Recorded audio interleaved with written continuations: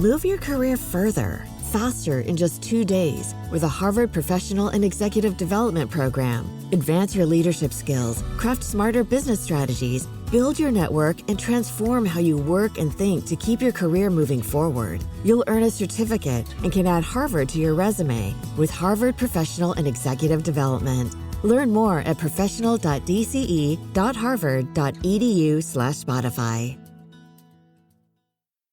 My dad works in B2B marketing. He came by my school for career day and said he was a big ROAS man. Then he told everyone how much he loved calculating his return on ad spend.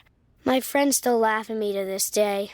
Not everyone gets B2B, but with LinkedIn, you'll be able to reach people who do. Get a $100 credit on your next ad campaign. Go to linkedin.com/campaign to claim your credit. That's linkedin.com/campaign. Terms and conditions apply. LinkedIn, the place to be, to be.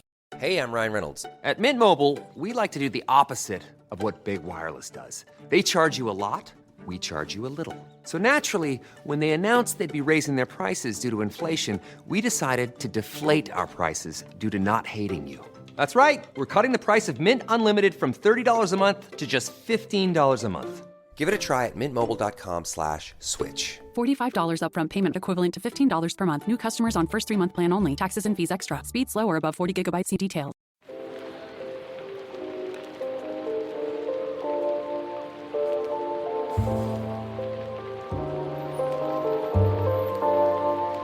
Welcome to Book Talk for Book Talk, a literary podcast where we have been deep diving into your favorite novels. This is Jac. And I'm Amy. And our listeners love to share their thoughts and theories via email and voicemail, so we're sharing some of them via our weekly mini episodes.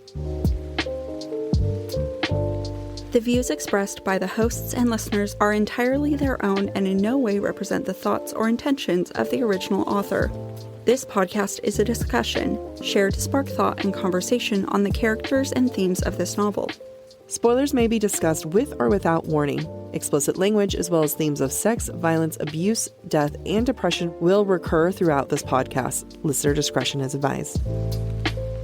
Welcome to our mini episode series. During each mini, we'll be reading listener feedback and theories, as well as discussing all things Sarah J. Maas, including her ACOTAR, Crescent City, and Throne of Glass series. Thank you to all of our Patreon supporters, with a special shout out to our 2023 April Trophy Wives. Thank you Jackie, Trisha, Kelsey, Violet, Kelly, Jen, Nicole, Kathy, Kathleen, Emilade, Jessica, Helen, Danica, Carissa, Megan, Sierra, Colleen, Sam, Allison, and Alexa. Thanks, Trophy Wives. For this week's mini episode, Jac and I are continuing our conversation from Tuesday, talking about the High Lords meeting. What we did to prepare, we posted on our Instagram asking our listeners what topics they wanted us to cover. And Jac's going to read the responses, and we'll figure out what to say. We'll figure it out somewhere along the lines. Well, I mean, some of these we talked about on the episode. Others, I think people just, we just want to cover a little bit more. I mean, and this time we don't have to be smart. Like, we're smart on the episodes. We don't have to, try to have an image of being... We're not put together. We're not put together. No. That episode, it wasn't a shit show, but I wasn't put together. This is reactionary, whereas at least we had an analysis for Tuesday's episode. Perfect. So, we're going to start off with one of the top things people talked about. Daddy Azzy. Just the Daddy Azzy of it all. The... Be careful to how do you speak to my high lady. Someone actually said, can't wait to hear how Jac says that. You did a great job. Thank you. Be careful how you speak about my high lady. Why does that get our panties in a twist? I don't know, because it's ownership. Be careful to how you speak to my high lady. About my high lady. But it's the my. My. Yeah. That's the thing where... And it's not Reese, and it's like, oh, own me, daddy. But we also talk on the episode how his noble intentions are executed poorly. That was smart us. This is reactionary us. Yeah. Look, smart me knows that it's a problem. But do I want you to fight someone in my honor? Yes. Well, I mean, it was reactionary for more, but what he did for Farah. Yeah, that's true. Yeah. If you haven't listened to Tuesday's episode and you're listening really just to this, then why? Why are you here? Why? I mean, we appreciate you and we love you, but it makes more sense if you just, listen. All right. So this one's a little bit more interesting. He's not interesting. I didn't mean it that way. It was, you guys are all interesting, but this is like going to require brain thoughts. And I'm reading them, so that means they're your brain thoughts. Great. The Winter High Lord and wife power dynamic and how the reactions of the others of Farah. We touch about it just a little bit, but we don't really talk about Khalees and Vivian. Yeah. Yeah, they're an interesting duo, right? Because they've been best friends basically all their lives and realized they were in love only after he gets imprisoned. And then they only realize they're mates after they consummate their marriage. Yeah. I don't know how I like it because it feels real to me. It feels like a guy with his friend who he's smitten by, and she totally takes advantage of it, as she should. Yeah. I think what it was, now that we're, reflecting on Tuesday's episode, which we recorded earlier today of these of how this is playing out. But, we didn't talk about when Baron kind of hints at sexual assault towards Vivian. We never got the Khalees spring to the action. Right. Like, Vivian was the one who defended herself. Yeah. Which says a lot about his, kind of like they have a history. It says a lot about him and their relationship. Like, he knows she can take care of herself. Yeah. Yeah. And it's not that he doesn't want to take care of her. It's that she's going to want to fight that fight. Oh, yeah. Like, she definitely, there's moments where it is described that he's like, gets tense at the idea of everything, but he never, ever, ever speaks on behalf of her. Yeah. He's definitely the introvert. She's the extrovert in the relationship. Yeah, like, yeah. She's the boisterous sunshine girl. He's kind of the moody boy, the quiet one. Love it. It's what I like. It's what I like. That's you. It is me. Yeah, but I love it. It is, Vivian, I do appreciate them. Okay. The fact that, this was funny, the fact that Farah has never made a little noise while she climaxes. We kind of talked about that too. But it's true because even when she was with Tamlin, she she roared. I mean, we didn't get details, but we can imagine that she was more aggressive. Noises. Yeah. She doesn't whimper. No. She is going to, I mean, doesn't she scream Rhys's name loud enough that the Illyrians flying overhead can hear it? Yeah. They can. Everyone's... She's not shy. No, she's totally cool with it. Yeah. So, and also, she was faking it. But also, what's the little noise before? Is it like, wee? Oh, yes. Or, I mean, I imagine it being like, oh, that was a good one. Thanks. But that's a gasp. It's still a little noise. It's still a little noise before. She's just getting her bearings, like little tiny gasp before. It's the inhale before the exhale. No, can't Farah just come again? The walls were shaking. Someone was like, did the train just pass through? No, that's our High Lord and High Lady. Oh, I wasn't sure when Valaris got a train system here.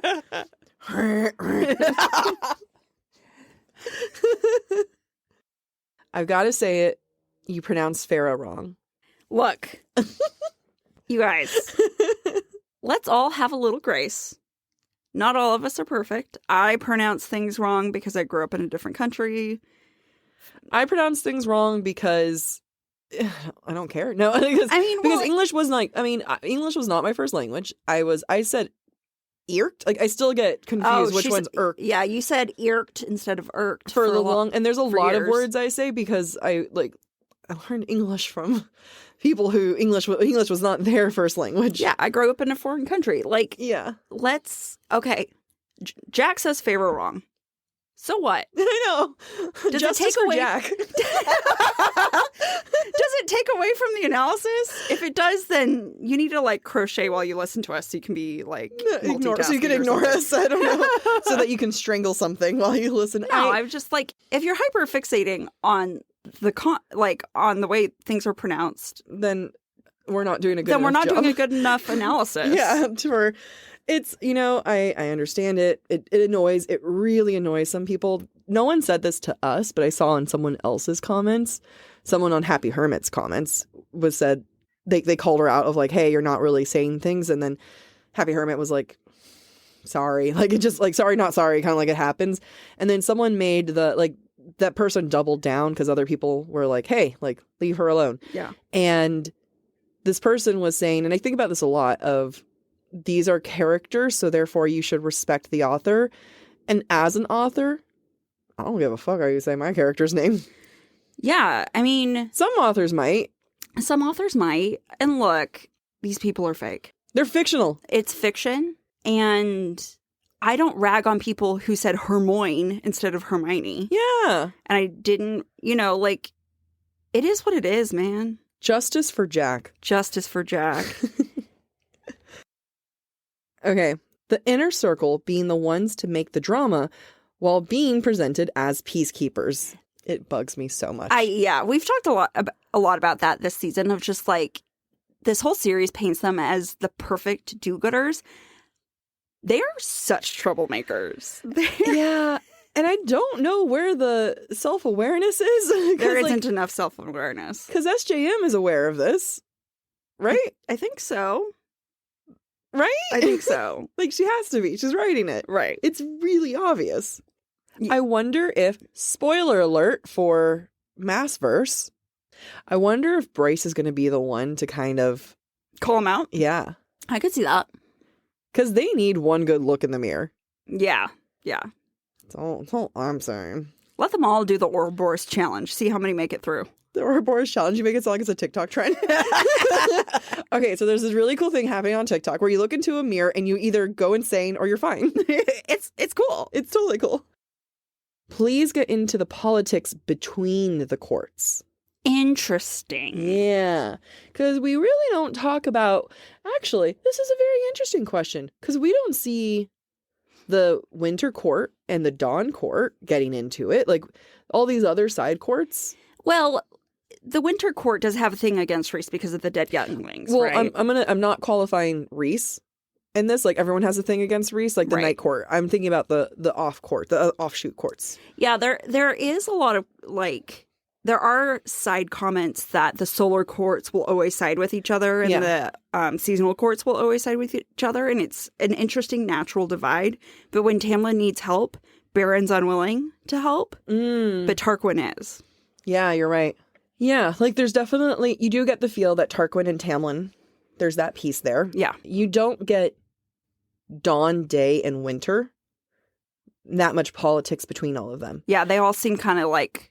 Yeah. They do, like... I think Winter's supposed to be neutral, right? Winter is closest to the neutral land.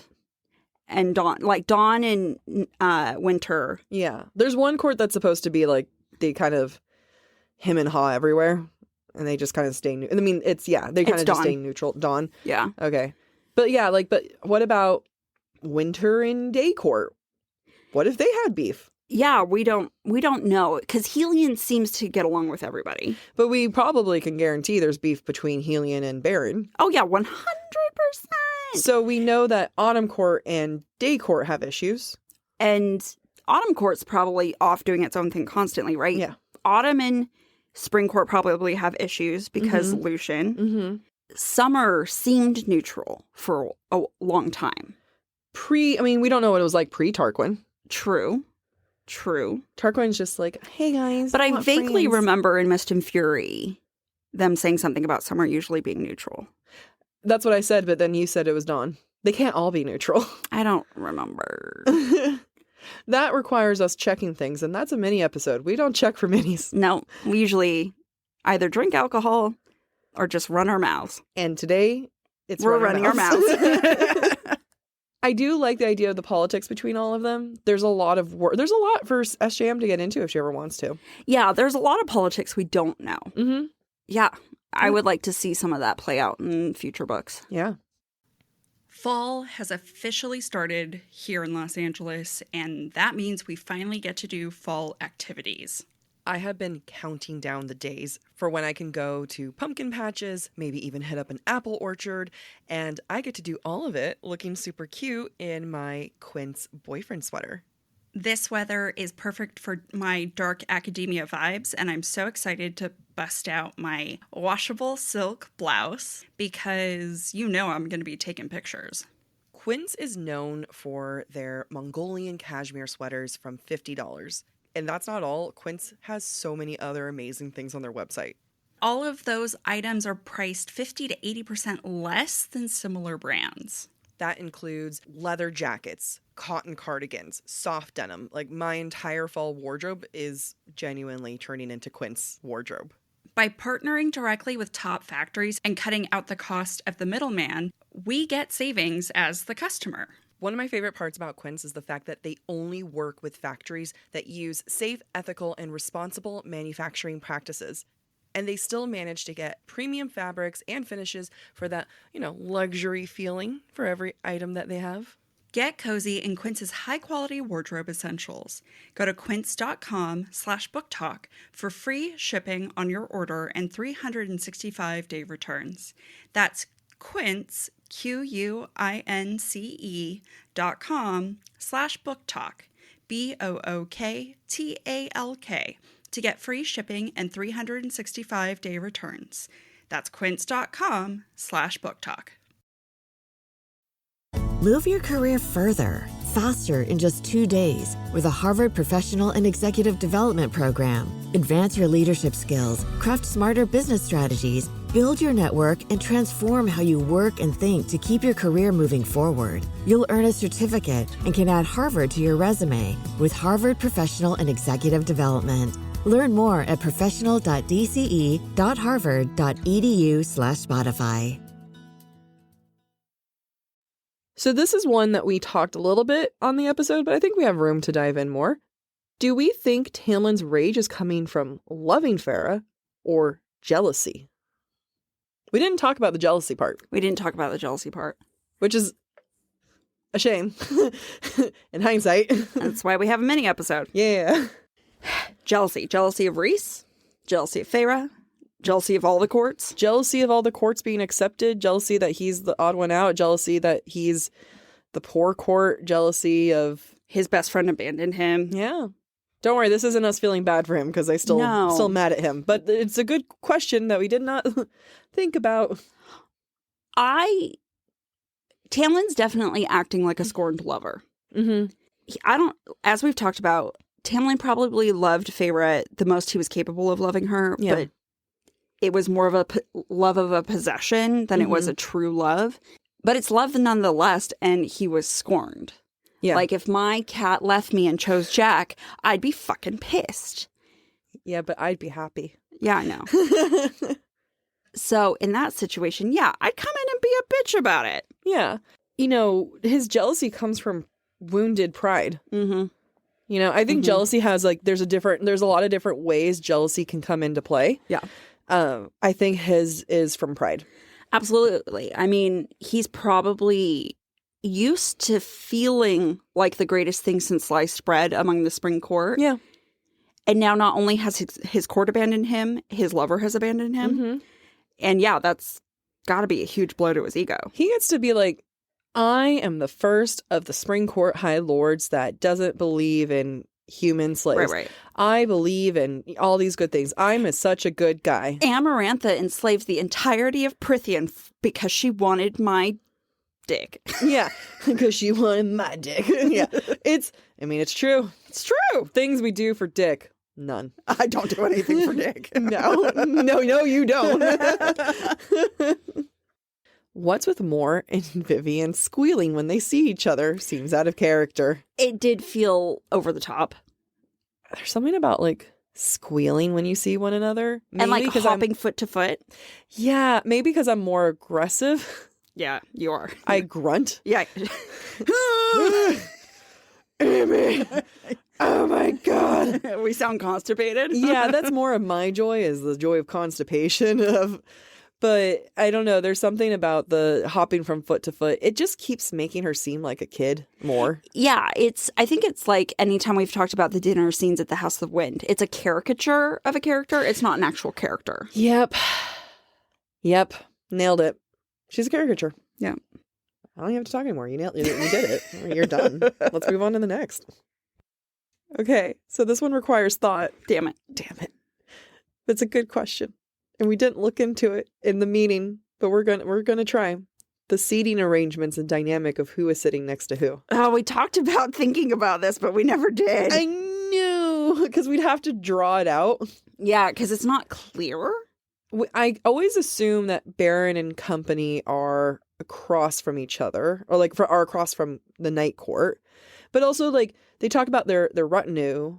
The retinues are with them. Are they behind them?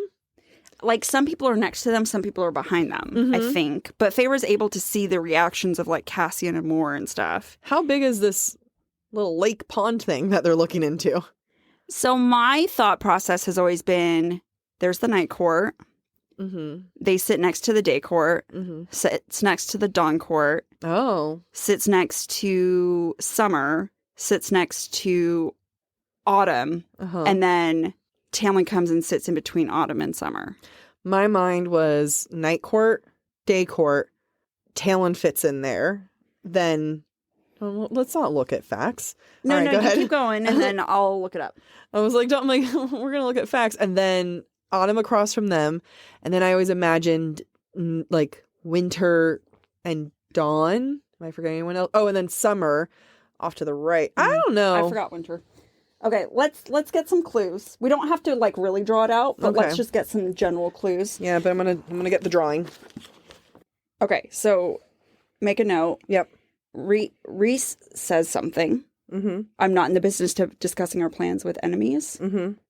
Helion across the reflection pool grinned like a lion. Okay, so Helion's across from Rhys. Is across from Rhys.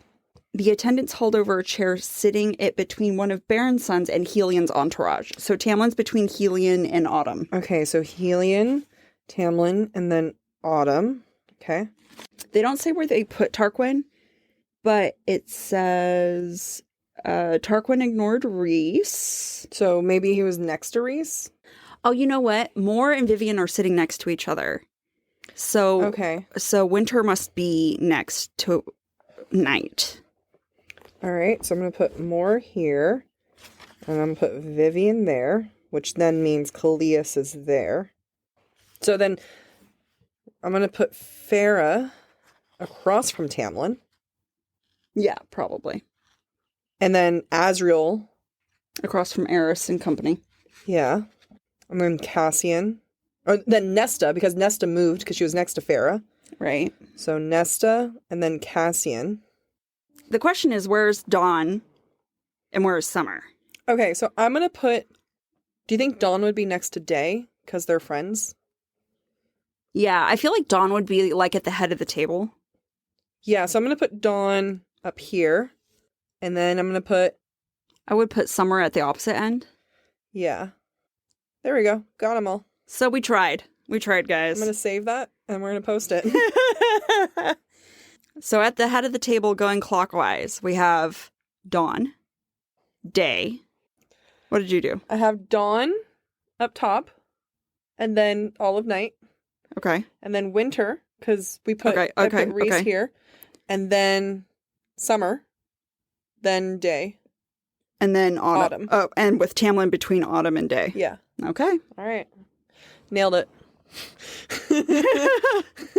We don't know if that's actually the placement. There's only very specific things we know. We tried for you guys. We tried. And why is it all that way? I don't know. No idea.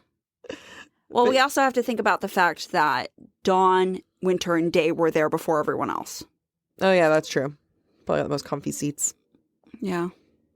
That's what I would do. And they would have to be able to look at each other while they're talking. And go there for the snacks and the seats. There you go. Yeah. And the fact that I would have to, like, map out the bathrooms. Like, I'd be really nervous. Yeah. Which means I'd have watery bowels. I'm excited. Please talk about the sons of the Autumn Court and the dynamic with their parents. So we talk a little bit about Eris, and Eris is very protective of his mother and is always like using his body to shield her from any potential threat. But we pretty much quickly dismiss the brothers as being douchebags. Right, because they look excited at the prospect of Eris taking the poison or the antidote. Right, taking the antidote, and it might kill him. Yeah. But Eris keeps them in line, tells them when to sit, tells them to like hurry up or whatever. I mean, I think she being SJM, does a great job showing the dynamics there. Like, Baron's in charge, but so is Eris. Right. And Baron doesn't interact with the younger sons. No. He only interacts with Eris, if even. Yeah. The fact that the younger sons showed up is like, he just needed a posse. Yeah, yeah. And Baron and Eris flank the Lady of the Autumn Court when they sit down, right? Because they're both sitting next to her. Because Baron puts a hand on her, and Eris also protects her with his body. All right, I need to add that to my little drawing. Eris, and then draw Lady there. Okay. Here's a great question. Is this Tamlin's lowest point in the series? Excellent question. Huh. Okay. I have some thoughts. You go first. Character, like who he is as a male, as like, you know, when I mean character, I don't mean like how he's drawn, but like character of an individual. Yeah. He's at his lowest. Yeah. This is the shittiest that he's been. I mean, you know, in rival with being abusive and stuff, but like, you know, he's really being shitty here. But I think in the whole series, his lowest point is when Farrah's pregnant. And he just goes full beast mode and roams around. Yeah, yeah. I see what you're saying. But for what we see as of his interactions, yeah, I mean, he's lashing out, downright misogynistic. Yeah. But he still has a fight in him. Yeah, playing every card he can. Like, this is his shittiest. Yeah. But not necessarily his lowest. Yep. Because he still has a fight. Yeah. And eventually he'll lose his fight. Yeah. So, yeah, is this his lowest in terms of us viewing him as a person? Yeah. Yeah. But is it his true internal low? No. That's still to come. Hey, I'm Ryan Reynolds. Recently, I asked Mint Mobile's legal team if big wireless companies are allowed to raise prices due to inflation. They said yes. And then when I asked if raising prices technically violates those onerous 2-year contracts, they said, "What the f*** are you talking about, you insane Hollywood ass?" So to recap, we're cutting the price of Mint Unlimited from $30 a month to just $15 a month. Give it a try at mintmobile.com/switch. $45 upfront payment equivalent to $15 per month. New customers on first 3-month plan only. Taxes and fees extra. Speed slower above 40 gigabytes. See details. To kind of piggyback off of what we were just talking about, another question is, was Tamlin justified in his tomfoolery? No. Absolutely not. Like, Amy is deep breathing. She has her hands over her face. Is he right to be upset with how Feyre handled his court? Maybe. Like, we all have the right to be upset. He's Doesn't allowed mean to it's feel right. he's allowed to feel what he feels. Yeah. The problem is he is not holding himself accountable for his contributions to anything that happened. Not a single fucking thing. He chose to side with Ianthe instead of siding with his sentry. He chose to whip his sentry. He made the choices that led to... He chose to lock Farrah up in a house. Like, right. The fact that Farrah never brought that up either. Seriously. You know, like, hey, buddy, it's her abuse story. Like, you know, right. What she divulges what she wants to, but no. Like, no. No. Okay. And this is like, people might be confused because we talk about a Tamlin redemption arc. Yeah. And I do believe it's coming. We keep calling it out because there's signs that there's going to be a redemption arc. In our humble opinion, could easily not be. Right. But the reason why we're excited about it is because of how low he is. Yeah. Because all of this shenanigan, it's so bad. Unacceptable. It's unacceptable. This is the kind of shit that if a guy were to not even say it to me, if I even heard a man say anything like this, it's an unforgivable for me. Like, it's like, it would be an immediate, I don't want this person anywhere in my life. Yeah. Even if you're not talking about me, I don't want a person who can talk about women like that. Yeah.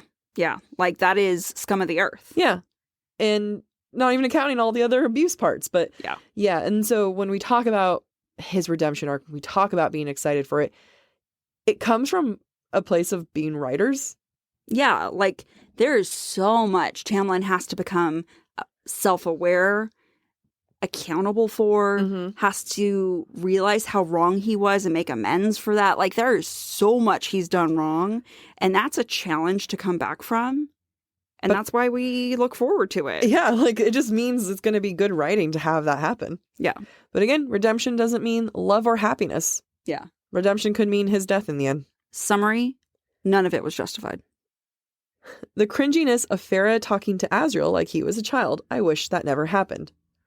Yeah, we talk about that. We talk about that. I do like that it happened because He probably never had interact. Oh, wait, he was released once a month to see his mother.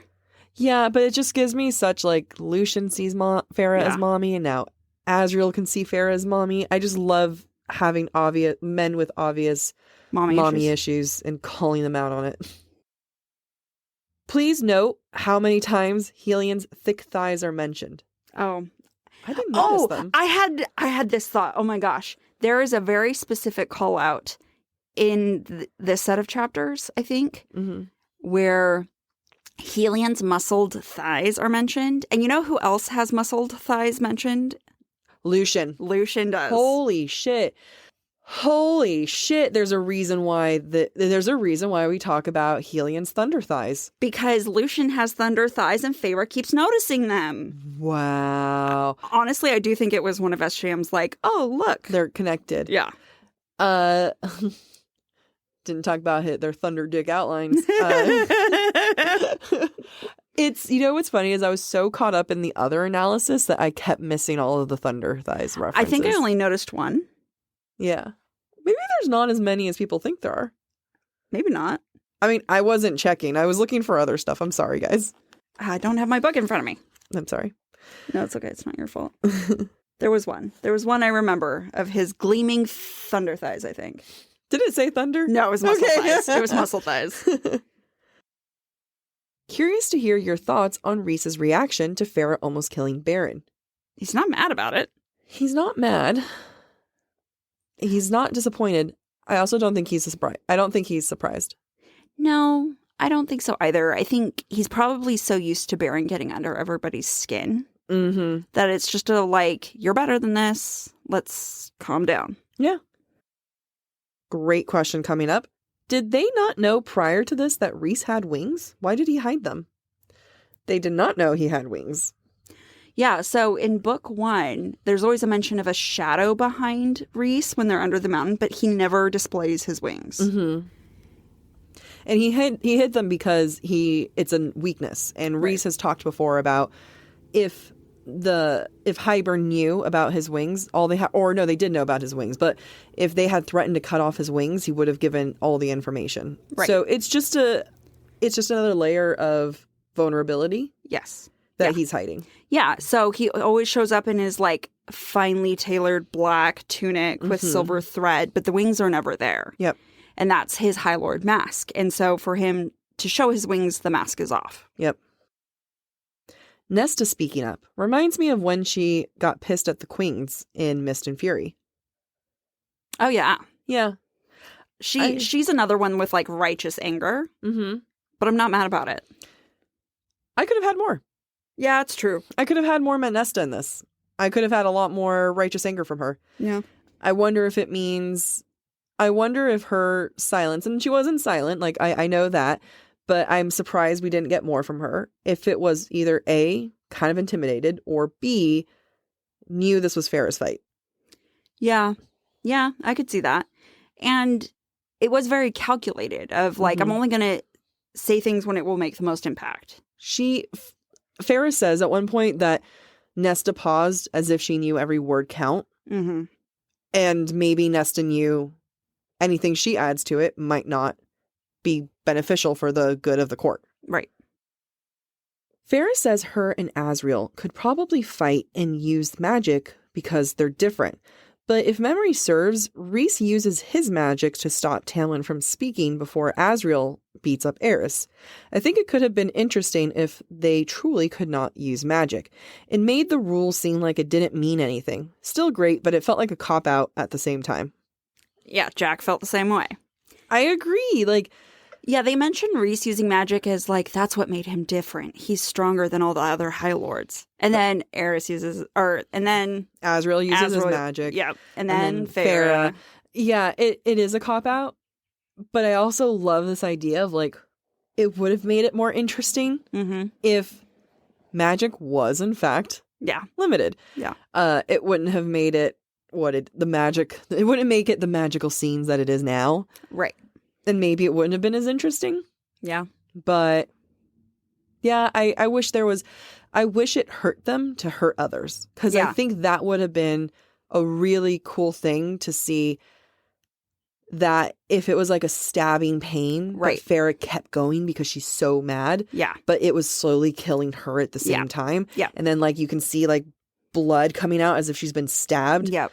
And she doesn't care because she's just so mad. Yeah. Yep, I agree. Like, there had to have been a price. What was the price of utilizing magic? And yeah, if it was a gash to the leg, a gash to the arm, and like...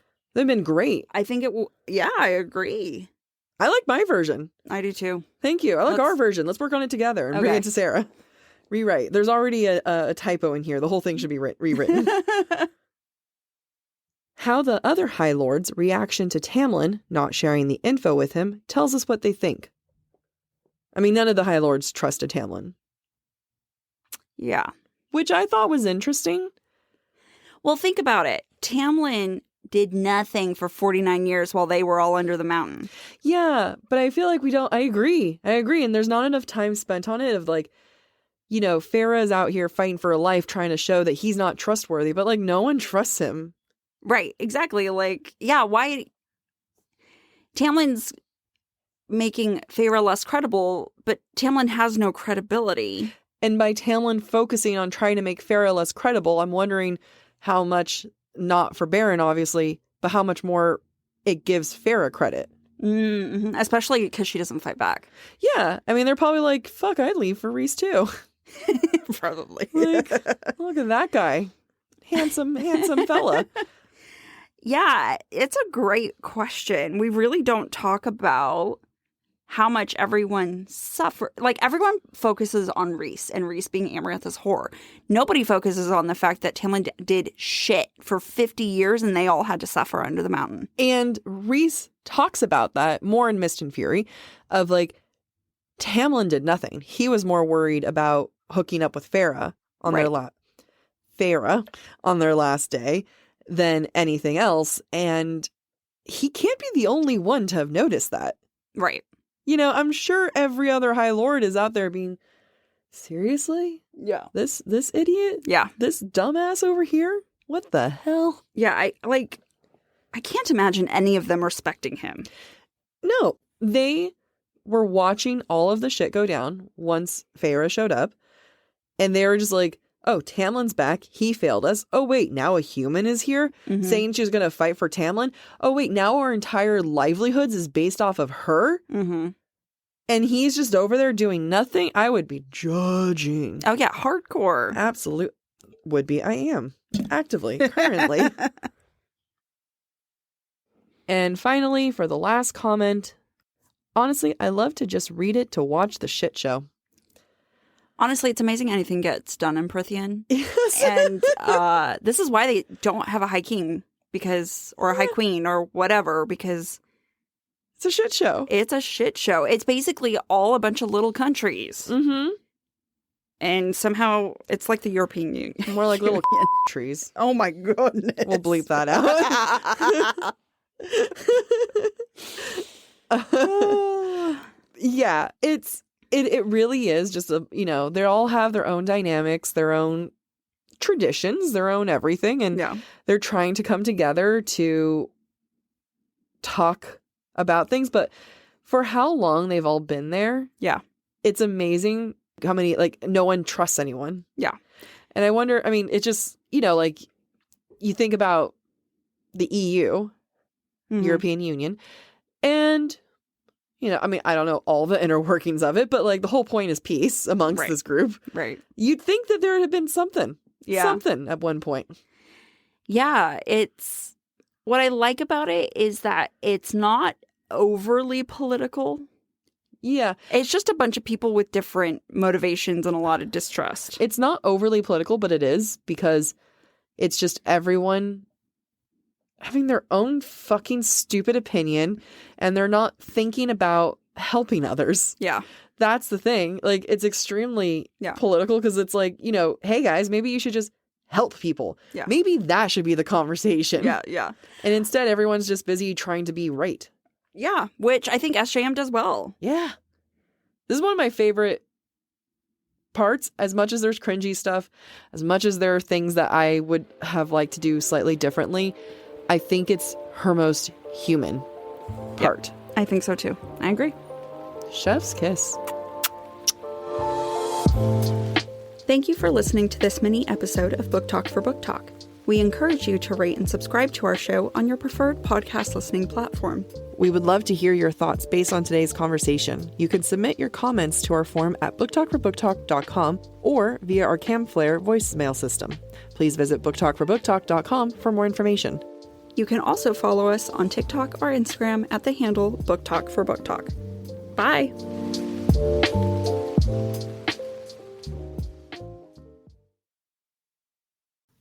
Fall has officially started here in Los Angeles, and that means we finally get to do fall activities.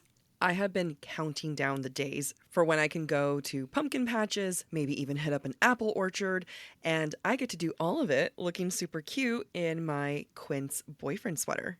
This weather is perfect for my dark academia vibes, and I'm so excited to bust out my washable silk blouse because you know I'm going to be taking pictures. Quince is known for their Mongolian cashmere sweaters from $50. And that's not all. Quince has so many other amazing things on their website.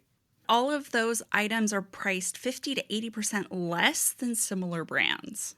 That includes leather jackets, cotton cardigans, soft denim. Like, my entire fall wardrobe is genuinely turning into Quince wardrobe. By partnering directly with top factories and cutting out the cost of the middleman, we get savings as the customer.